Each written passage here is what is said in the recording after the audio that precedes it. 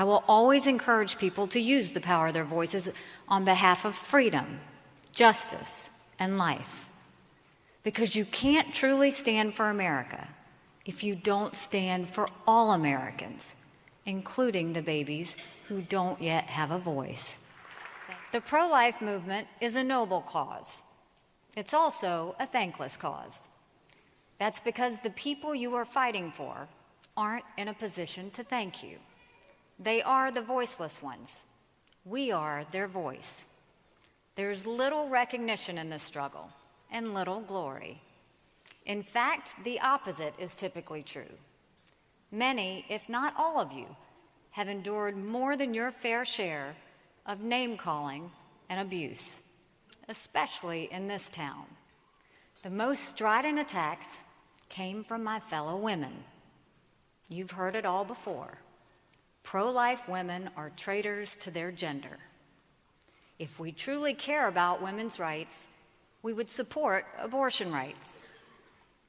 Women are expected to support choice, simply because we're women. That's just wrong. We all have to be true to ourselves and to others. Unfortunately, many on the left use the abortion debate to divide women and demand conformity. They do this in the name of feminism. But that is not real feminism. The idea that women must adhere to a particular set of values is one of the most anti-women ideas in today's culture.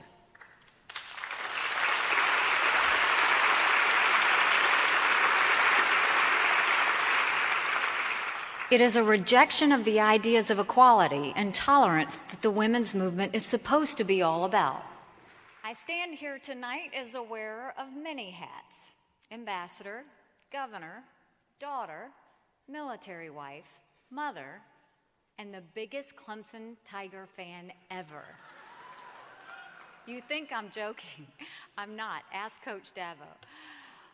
All of these titles are part of my identity. All of these experiences have shaped my values and my connection to the world. They are indispensable to my story, and they're the reason I stand before you tonight. Many of you know I am married to my incredible, super cool husband, Michael. He is a combat veteran and a major in the South Carolina National Guard.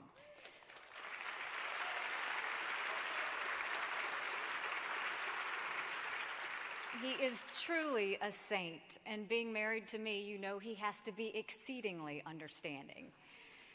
But many don't know that Michael and his 4 siblings spent several years in foster care.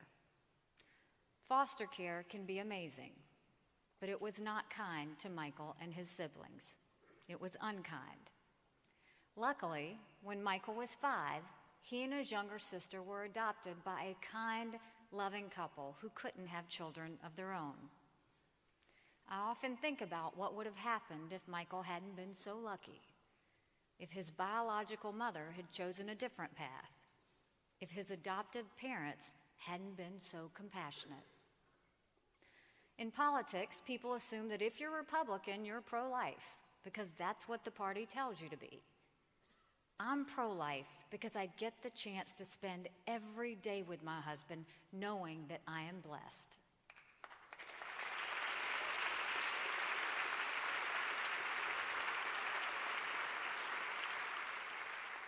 Many of you also might not know that Michael and I struggled to have a family of our own. We are blessed to be the parents of 2 smart, thoughtful, occasionally challenging children. But that path was not an easy one for us. Like so many other couples and families, we struggled for many years, riding a roller coaster of false hopes and painful disappointment. Throughout the slog of doctor visits and invasive tests, I had days that tested my faith and my resolve. But when I held our daughter in my arms for the first time, I felt what countless parents feel, that nothing could be more perfect and right in the world. These experiences, the good and the bad, solidified for me what I had known long ago intellectually, that each and every life is a gift from God, that so many loving families want more than anything to raise and love a child. I can't stomach the idea that we wouldn't do everything in our power to protect and nurture those lives. If we want to make a difference in the world, we have to embrace the personal and the uncomfortable. Even though I'm a private citizen now, I know I'm too young to stop fighting. I'm loud and proud and will always fight for the things I believe in. Like Margaret Thatcher said, if you want something said, ask a man. If you want something done, ask a woman.